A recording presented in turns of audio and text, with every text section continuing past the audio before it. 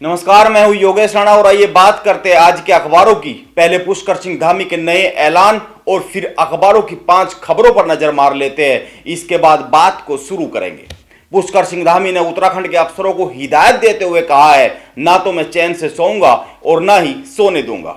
मैं कोई 5 माह का सीएम नहीं हूं, काम करना ही होगा। यह मुख्यमंत्री का अफसरों के नाम नया फरमान है। इस फरमान को अखबारों में छपी 5 खबरों के साथ समझने की कोशिश करते हैं। 5 खबरें अखबार में जो है उनमें से नंबर 1, परिवहन मंत्री चंदन रामदास ने 4 डिपो को समाप्त करने के फैसले पर रोक लगा दी है। मंत्री जी का कहना है कि यह फैसला उनकी जानकारी में था ही नहीं। उनका कहना है इसके लिए मुझसे इजाजत भी नहीं ली गई थी। यह खुद मंत्री चंदन रामदास ने कहा है। उन्होंने परिवहन सचिव रंजीत सिन्हा से पूछा भी है कि अरे सिन्हा जी, यह आपने क्या और कैसे कर दिया। यानी यह एक उदाहरण है, अफसर मंत्रियों की इस सरकार में भी नहीं सुन रहे हैं, वो अपनी मनमर्जी से काम कर रहे हैं। वैसे मैं बता दूं कि काशीपुर, रानीखेत, श्रीनगर और रुड़की डिपो को समाप्त करने का पूरे प्रदेश में विरोध हो रहा था।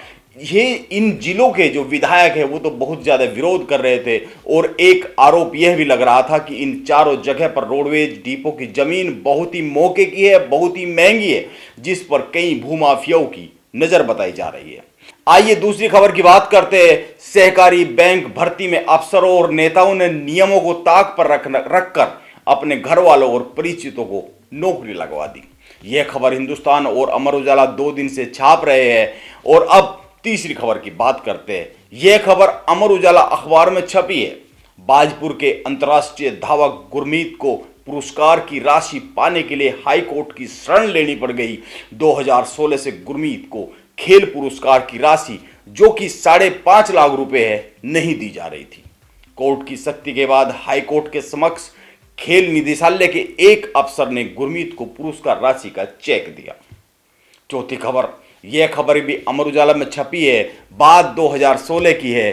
चिपको आंदोलन के सूत्रधार स्वर्गीय गोरा देवी को उस समय उत्तराखंड सरकार ने उत्तराखंड रत्न सम्मान से सम्मानित किया था।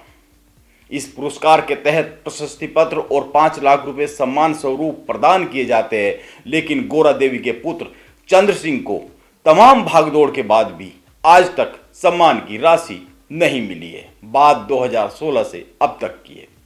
देहरादून के जिलाधिकारी कह रहे हैं कि लापरवाही के जिम्मेदार लोगों पर कार्रवाई की जाएगी।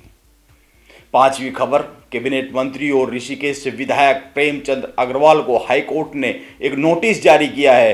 प्रेमचंद अग्रवाल के खिलाफ कोर्ट में एक याचिका दायर की गई है, जिसमें कहा गया है कि चुनाव के दौरान प्रेमचंद अग्रवाल ने विवेकाधीन राहत कोष से करीब 5 करोड़ रुपए निकालकर लोगों में बांटे हैं।